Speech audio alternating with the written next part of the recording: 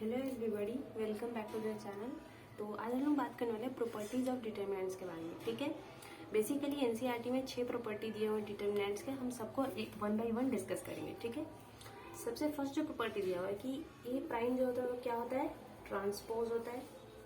आपको पता होना चाहिए कि ट्रांसपोज ऑफ मैट्रिक्स क्या होता है।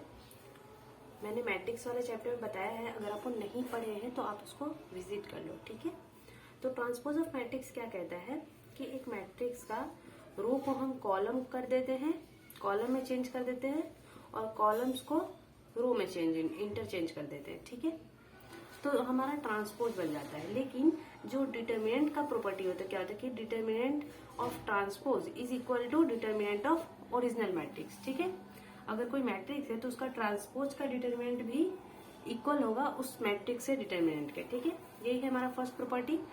सेकेंड प्रॉपर्टी क्या कह रहा है कि अगर हम किसी डिटर्मिनेंट के, मान लीजिए ये एक डिटर्मिनेंट है, ठीक है, 1 2 3 4 1 4 5 6 7 6 1 2। ठीक है, अगर मैं इसके किसी दो रो को, मान लीजिए ये वाले रो और ये वाले रो को अगर मैं ऊपर नीचे कर दूं, मतलब इंटरचेंज कर दूं, ठीक है, ये हमारा रो 1 है और ये हमारा रो 3 है, मैं रो 3 को रो 1 बना देती हूँ और रो 1 को रो 3 बना देती हूँ, तो क्या होगा कि हमारा डिटर्मिनेंट का साइन इन्वर्ट हो जाएगा, चेंज हो जाएगा। ठीक है, 6 1 2 ऊपर आ गया, 1 4 5 और 1 2 3, ये एक निगेटिव साइन ऊपर में सामने में आ जाएगा। ठीक है, यही हमारा सेकंड प्रॉपर्टी है। अब हम लोग थर्ड प्रॉपर्टी के बारे में डिस्कस करते हैं। ओके, ठीक है, तो हमारा जो थर्ड प्रॉपर्टी है वो क्या कह रहा है कि इफ एनी टू रोज और कॉलम्स आर आइडेंटिकल और proportional then the value of determinant is 0। For an example, अगर हमारा कोई एक मैट्रिक्स है, उसका डिटर्मिनेंट कैसा है, 1 2 1 2 3 4 और 2 4 2। ठीक है, इस टाइप से आप एक चीज नहीं देख सकते हो कि अगर मैं इसका बात करूं, इसमें से अगर मैं 2 को कॉमन कर लूं तो क्या आएगा, 1 2 1 आएगा, जो कि सेम है फर्स्ट वाले रो के। मतलब ये वाले रो और ये वाले रो कैसे है, प्रोपोर्शनल है।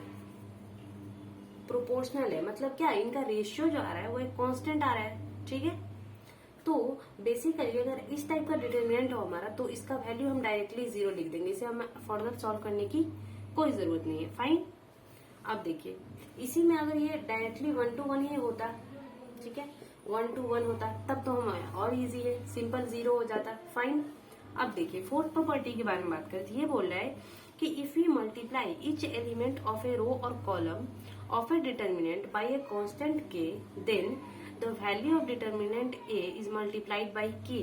मतलब कह रहा है कि जैसे एक डिटर्मिनेंट है हमारा, ठीक है, इसमें अभी जैसे आपको मैंने बताया कि 1 2 1 2 3 4 और 2 4 2 है। ठीक है, अब आप देखिए इसमें आप ये देख सकते हो कि सब में अगर मैं इस टाइप से इसको लिख दूं, 2 into 1 2 into 2 और 2 into 1। ठीक है, तो ये जो कांस्टेंट आपका 2 आ रहा है ना, देखिए यहाँ पर ये जो कांस्टेंट 2 आ रहा है वो क्या हो रहा है, ये तीनों कॉलम में आपको मल्टीप्लाई हो रहा है। ठीक है, और इस रो के हर एलिमेंट में मल्टीप्लाई हो रहा है। क्या करेंगे, अगर इस टाइप का हमारा डिटर्मिनेंट है तो इस कांस्टेंट को हम क्या कर सकते हैं, बाहर डिटर्मिनेंट से मल्टीप्लाई कर सकते हैं। मतलब यहाँ पर ये जो 2 है ये बाहर आ जाएगा, और अंदर में जो ये बचे हुए हैं ना, जिनसे हम मल्टीप्लाई किए थे, वो एज इट इज रहेंगे। तो क्या हो जाएगा, 1 to 1 2 3 4 और ये हो जाएगा 1 to 1। ठीक है, इस तरह से हम लोग इसको लिख सकते हैं। इस कांस्टेंट को क्या करेंगे, हम बाहर लाकर मल्टीप्लाई कर देंगे उस डिटर्मिनेंट से। यही कॉन्सेप्ट है आपका प्रॉपर्टी 4। अब हम लोग और कुछ प्रॉपर्टीज के बारे में बात करते हैं। देखिए हमारा प्रॉपर्टी 5 क्या कह रहा है कि अगर ए जो है कोई स्क्वायर मैट्रिक्स है जिसकी ऑर्डर क्या है, n है। ठीक है, तो अगर मुझे कोई कांस्टेंट के साथ इस मैट्रिक्स का डिटर्मिनेंट दे दे निकालने के लिए, ठीक है, तो हम क्या करेंगे, इस कांस्टेंट का पावर चला जाएगा, ये ऑर्डर। ठीक है, इस मैट्रिक्स का जो ऑर्डर होगा ना वो इसके पावर में चला जाएगा। फॉर एग्जाम्पल यहाँ पर हम k की वैल्यू 2 लिए हैं, तो 2 to the power n, और उसके बाद इसे डिटर्मिनेंट ऑफ a से मल्टीप्लाई कर देंगे। ठीक है, तो इस फॉर्मूला का भी हम लोग काफी यूज करते हैं क्वेश्चंस करने में।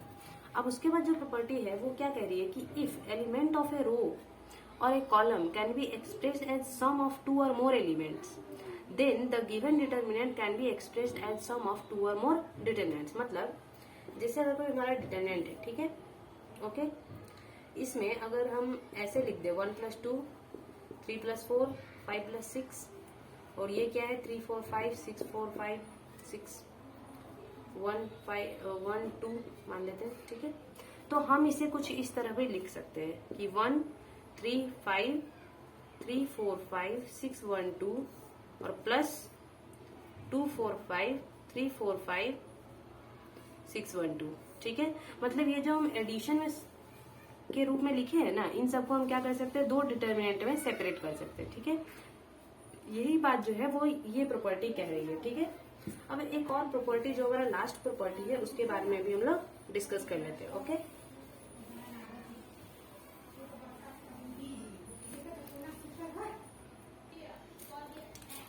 ओके, तो हमारा जो लास्ट प्रॉपर्टी है वो क्या कह रहा है कि अगर कोई डिटर्मिनेंट है, ठीक है, डिटर्मिनेंट को हम इससे डिनोट करते हैं। अगर कोई डिटर्मिनेंट हमारा A1 A2 A3 B1 B2 B3 C1 C2 C3, ठीक है। अगर मैं इसको डेल्टा 1 लिखूं, ठीक है, एक दूसरा डिटर्मिनेंट है। अगर मैं इस रो को कुछ इस तरह एक्सप्रेस कर सकती हूँ कि इसे हम किसी कांस्टेंट से मल्टीप्लाई करके और किसी और रो का एलिमेंट्स का, इसी डिटरमिनेंट का दूसरे रो का एलिमेंट्स के रूप में लिखते हैं। जैसे मान लीजिए यहाँ पे A1 प्लस के C1, A2 प्लस के C2 और A3 प्लस के C3, ठीक है, और B1 B2 B3 C1 C2 C3, ठीक है। ये इसी टाइप से रहेगा। तब हमारा ये जो डिटरमिनेंट है वो ये दोनों क्या होंगे, बराबर होंगे, दोनों इक्वल होंगे, ठीक है। अगर हम इस टाइप से इसको लिख सकते हैं, ये रो के केस में भी हो सकता है। आप रो 1 को भी ऐसे लिख सकते हैं, रो आई प्लस के आर जे, ठीक है, या फिर C I is equal to C I plus K C जे, ठीक है। इस टाइप से आप इसको डिनोट कर सकते हो। तब आपका क्या होगा, दोनों जो डिटरमिनेंट होंगे वो सेम होंगे। यही बात ये वाला प्रॉपर्टी कह रहा है, ठीक है। आज के लिए बस इतना ही, थैंक यू।